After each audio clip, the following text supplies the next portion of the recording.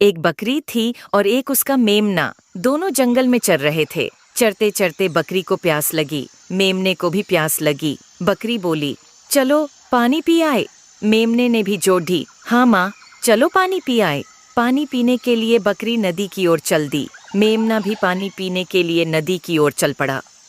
दोनों चले, बोलते बतियाते, हंसते गाते, टब्बक टब्बक टब्बक टब्बक। बातों बातों में बकरी ने मेमने को बताया, साहस से काम लो तो संकट टल जाता है। धैर्य यदि बना रहे तो विपत्ति से बचाव का रास्ता निकल ही आता है माँ की सीख मेमने ने गांठ बांध ली। दोनों नदी तट पर पहुंचे। वहां पहुंचकर बकरी ने नदी को प्रणाम किया। मेमने ने भी नदी को प्रणाम किया। नदी ने दोनों का स्वागत कर उन्हें सूचना दी, भेदिया आने ही वाला है। पानी पीकर फौरन घर की राह लो। भेड़िया गंदा है, वह मुझ जैसे छोटे जीवों पर रौब झाड़ता है, उन्हें मारकर खा जाता है। वह घमंडी भी है।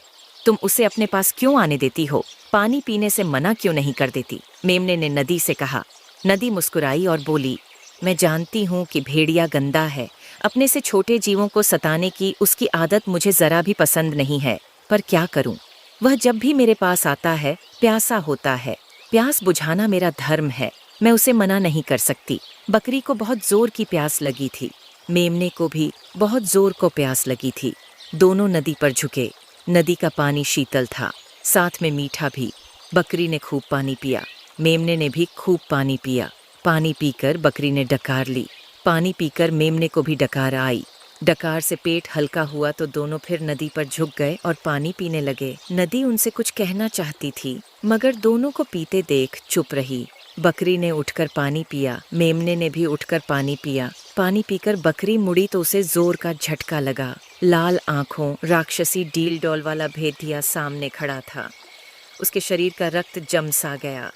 मेमना भी भेदिये को देख घबराया। थोड़ी देर तक दोनों को कुछ न सूझा। अरे वाह, आज तो ठंडे जल के साथ गर्मागर्म भोजन भी है। अच्छा हुआ जो तुम दोनों यहाँ मिल गए। बड़ी जोर की भूख लगी है। अब मैं तुम्हें खाकर पहले अपनी भूख मिटाऊंगा, पानी बाद में पीऊंगा। तब तक बकरी संभल चुकी थी।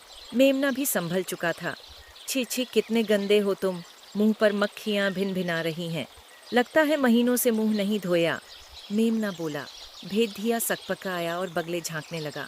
जाने दे बेटा, ये ठहरे जंगल के मंत्री। बड़ों की बड़ी बातें, हम उन्हें कैसे समझ सकते हैं? हो सकता है भेदिया दादा ने मुंह न धोने के लिए कसम उठा रखी हो। बकरी ने बात बढ़ाई। क्या बकती है? थोड़ी देर पहले ही तो रेत में रगड़कर मुंह साफ किया है। भेड़िया गुर्राया। झूठे कहीं के, मुंह धोया होता तो कया ऐसे ही दिखते। तनिक नदी में झांक कर देखो, असलियत मालूम पड़ जाएगी।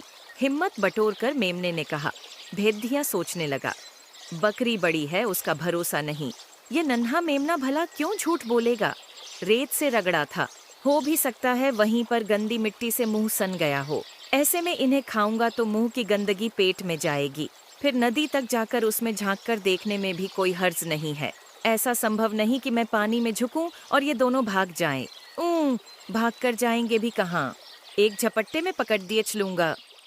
देखो, मैं मुंह धोने जा रहा हूँ। भागने की कोशिश मत करना, वरना बुरी मौत मारूंगा।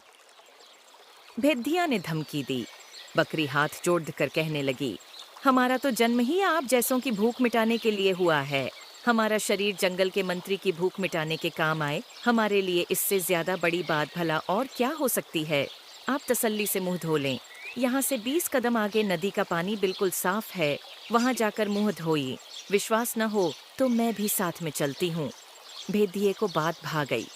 वह उस ओर बढ़ा जिधर बकरी ने इशारा किया था। वहां पर पानी काफी गहरा था और किनारे चिकने। जैसे ही भेदिये ने अपना चेहरा देखने के लिए नदी में झांका, पीछे से बकरी ने अपनी पूरी ताकत समेटकर जोर का धक्का दे दिया। भेदिया अपने भारी भरकम शरीर को संभाल न पाया और छप से नदी में जा गिरा। उसके गिरते ही बकरी ने वापस जंगल की दिशा में दौड़ना शुरू कर दिया। उसके पीछे मेमना भी था। दोनों नदी से काफी दूर निकल आए। सुरक्षित स्थान पर पहुंचकर बकरी रुकी। मेमना भी रुका। बकरी ने लाड से मेमने को देखा। मेमने ने विजेता माँ की आंखों में झांका। दोनों के चेहरों से आत्मविश्वास झलक रहा था। बकरी बोली, कुछ समझे? हाँ समझा, मेमने ने उत्तर दिया। क्या? बकरी ने पूछा। साहस से काम लो तो खतरा टल जाता है। मेमने ने उत्तर दिया, और धैर्य यदि बना रहे तो विपत्ति से बचने का रास्ता निकल ही आता है। शाबाश, बकरी बोली। इसी के साथ वह हंसने लगी। माँ के साथ साथ मेमना भी हंसने लगा।